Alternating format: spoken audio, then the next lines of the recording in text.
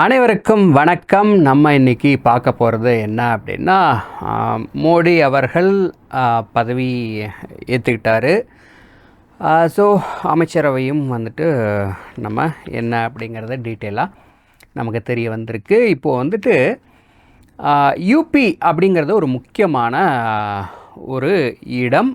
அங்கே யார் ஜெயிக்கிறாங்களோ அவங்க தான் ஆட்சியை பிடிக்க முடியும் அப்படின்னு இருக்கும்போது அங்கே பாஜக கம்மியாக தானே வந்திருக்கு. எப்படி அங்கே இருக்கிற பகுஜன் சமாஜ் வந்துட்டு என்ன பண்ணியிருக்காங்க, அவங்களுடைய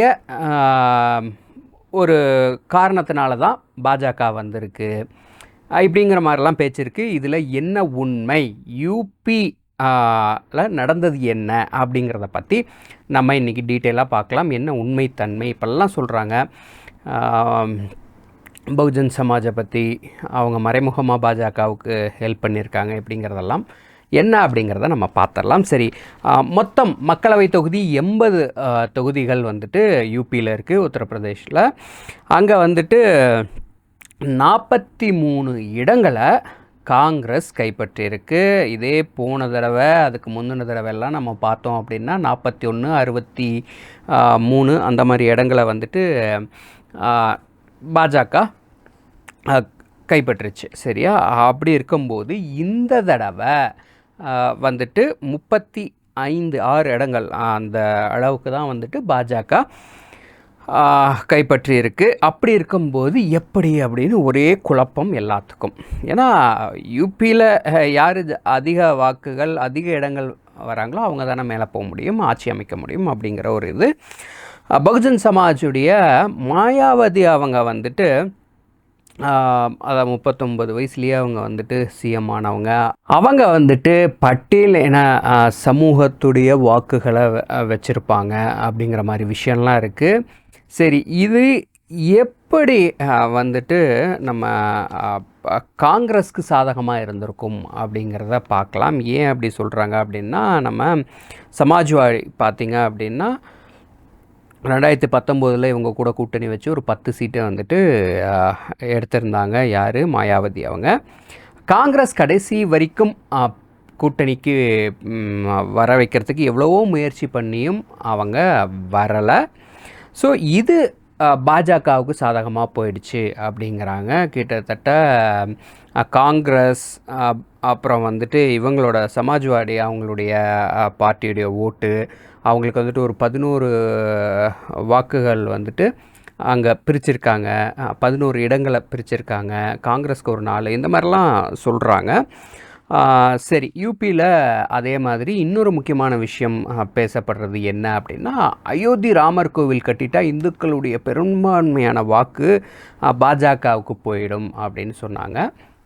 அதாவது மத சாயம் பூசுறத வந்துட்டு இனியாவது நிறுத்திப்பாங்க அப்படின்னு நினைக்கிறேன். அதுக்கு ஒரு உதாரணம் தான் இப்போ நம்ம பார்க்குறது. பாஜக வந்துட்டு அயோத்திக்கு உட்பட்டது வந்து ஃபைசாபாத் அந்த தொகுதி பார்த்திங்க அப்படின்னா கடந்த 2 தேர்தல்கள்லேயும் வெற்றி பெற்ற ஒருத்தர் இப்போ தோத்துட்டார். லல்லு சிங்கே அப்படிங்கிறவர் பாஜகவுடைய கேண்டிடேட் தோத்துட்டார். சரி, ராமர் கோயில் கட்டிட்டாங்களே, ஜெயிச்சிருக்க வேண்டியது தானே, இந்துக்களுடைய வாக்கு வந்திருக்கும் இல்லையா அப்படின்னு நம்ம இப்போ அவங்கள பார்த்து கேட்கணும்.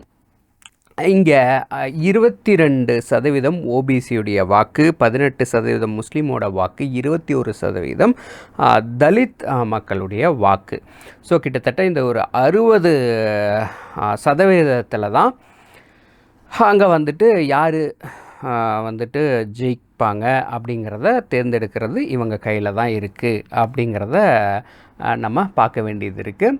இப்போது ஓபிசி அவங்களுடைய வாக்குகள் எப்படி யாதவ் சமூகத்தினரோட இது வந்துட்டு அகிலேஷ் அவங்களுக்கு வந்துடும் அப்படிங்கிறத அவங்க திட்டமிட்டு பண்ணியிருக்காங்க அப்படிங்கிறது ஒன்று தெரிய வருது. இதே மாதிரி 18% முஸ்லீம். யார் மத அரசியல் பண்ணுறாங்க அப்படிங்கிறத நம்ம இங்கே தான் பார்க்கணும். அதுக்கு என்ன அப்படின்னா, காங்கிரஸ் வந்துட்டு 1,00,000 வந்துட்டு பெண்களுக்கு தருவாங்க அப்படின்னு சொன்னாங்க. அது முஸ்லீம் பெண்களுக்கு மத்தியில் ரொம்ப ஆழமாக பதிஞ்சிருச்சு. அதுக்கான ஒரு வீடியோவை இப்போ நம்ம பார்க்க வேண்டியது இருக்குது, பாருங்கள். तो जमा कर रहे हैं अब कहीं ना कहीं उत्तर प्रदेश की राजधानी लखनऊ में जो कांग्रेस की गारंटी थी उसको लेकर लोग कांग्रेस पार्टी ऑफिस के बाहर महिलाएं पहुंची हैं। आपको दिखाएं हम कि ये कांग्रेस पार्टी ऑफिस है और यहाँ पर महिलाएं अपना कांग्रेस के गारंटी कार्ड लेकर आई हैं और इनका मानना है कि अभी ये कार्ड जो है जिस पर मिला है इनको बांटा जाएगा और इस पर जमा करेंगे। और ये साथ साथ आपको हम दिखाएं कि ये जो कार्ड है इसमें 1 लाख वेतन, हर शिक्षित युवा की पहली नौकरी पक्की, ये कांग्रेस का गारंटी कार्ड है जो इनको मिला है और ये महिलाएं इसको भर कर लेकर आई हैं। इसके साथ साथ इसमें ये आप भर कर लेकर आई हैं। हमारे साथ कई महिलाएं मुस्लिम, उनसे पूछते हैं कि ये क्या वो लेकर आई हैं भर के और क्या कह रहे हैं। ये बताइए, क्या नाम है आपका? जी तस्लीम। ये आप भर कर लेकर आई, कहाँ से मिला था कार्ड आपको? ये यहीं से। कांग्रेस पार्टी जी तो भर कर ले आई तो जमा कर रहे हैं ये जी, अभी वो कह रहे बूथ नंबर पड़ रहा है इस पे। Booth number. जी तो कितने आपके फॉर्म हैं? 3 है। லக்னோவில் காங்கிரஸுடைய அலுவலகம் வெளியில் அத்தனை இஸ்லாமிய சகோதரிகள் நிற்கிறாங்க. எதுக்காக அப்படின்னா, ஜெயிச்சிட்டாங்க, கேரண்டி, காங்கிரஸுடைய கேரண்டியை அந்த பிரிண்ட் அவுட் எடுத்துகிட்டு வந்துட்டு 1,00,000 ரூபா கிடைக்குமா அப்படிங்கிறதுக்காக இப்போவே வந்துட்டாங்க. அப்போது எந்த அளவுக்கு அங்கே மூல செலவை செஞ்சுருக்காங்க அப்படிங்கிறத பாருங்கள். இன்னொரு முக்கியமான விஷயம், மத அரசியல் பண்ணுறது இந்தி கூட்டணி தான் அப்படிங்கிறது தெளிவாக நமக்கு தெரியுது. காங்கிரஸுடைய ஒரு தலைவர் சொல்கிறாரு, என்ன சொல்கிறாங்க அப்படின்னா, இது ஒரு மத போர், அதனால் நீங்கள் வந்துட்டு இஸ்லாமியர்கள் அனைவரும் காங்கிரஸ் கூட்டணி, இந்தி, அதாவது காங்கிரஸ் இருக்கிற கூட்டணிக்கே வாக்களிக்கணும் அப்படிங்கிற ஒரு விஷயத்தை கையில் எடுத்தாங்க. இது மத அரசியல் இல்லையா அப்படிங்கிறது தான் இப்போ நம்மளுடைய கேள்வியாக இருக்குது. அப்போது அவங்களுடைய வாக்கு, முஸ்லீம்களுடைய வாக்கு, அதுக்கப்புறமா இந்த ஃபைசாபாத், அதாவது அயோத்தி இருக்கிற அந்த தொகுதியில் லல்லு சிங்கேவை தோற்கடித்தவர் யார் அப்படின்னு பார்த்தா, சமாஜ்வாதி கட்சி, இவரை தோற்கடித்தவங்க யார் அப்படின்னு பார்த்தா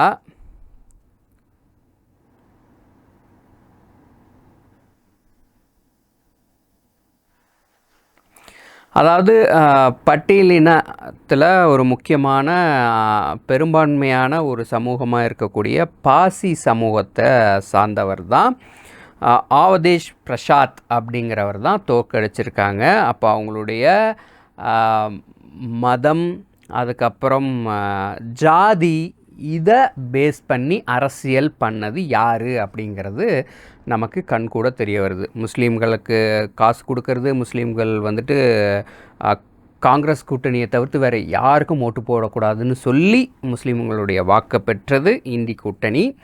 அதுக்கப்புறமா ஜாதி அடிப்படையில் வாக்குகளை பெற்றது இந்தி கூட்டணி. இதுதான் அங்கே நடந்த ஒரு பெரிய ஒரு சதி, பாஜகவுக்கு எதிராக நடந்த ஒரு விஷயம். இதுதான் உண்மை. இதை தான் நம்ம டேட்டா பேஸில் நம்ம பார்க்க வேண்டியது இருக்குது. இப்படி இருக்கும்போது பாஜகவை தொடர்ந்து இஸ்லாமியர்களுக்கு எதிராகவும் மத அரசியல் பண்ணிகிட்டே இருக்காங்க அப்படின்னு சொல்கிறதுலையும் என்ன நியாயம் இருக்குது? சரி, இவ்வளோ ஆண்டு காலம் இந்துக்களுடைய கனவு அயோத்தி ராமர் கோவில் கட்டினாங்கல்ல, அப்போது இந்துக்களுக்கு வந்துட்டு அவங்களுக்கு தானே மத அரசியல் பண்ணுற மாதிரி இருந்தால் பாஜகவுக்கு தானே ஓட்டு போட்டு ஜெயிக்க வச்சுருந்துருக்கணும். தொடர்ந்து 2 முறை அவர் வந்துட்டு லல்லு சிங்கே இருந்திருக்காரு. அவர் தானே இந்த முறையும் வந்திருக்கணும், அயோத்தியில் ராமர் வந்துட்டார் அப்படின்னு. ஆனால் வரலையே. அப்போது எங்கே என்ன பண்ணியிருக்காங்க அப்படிங்கிறது நம்ம கொஞ்சம் மக்கள் பார்க்க வேண்டியது இருக்குது. யார் மதம், ஜாதி அரசியல் பண்ணுறாங்க அப்படிங்கிறத தெளிவாக தெரிஞ்சுக்கிறதுக்காக தான் இந்த பதிவை நான் உங்களுக்கு கொடுத்துருக்கேன்.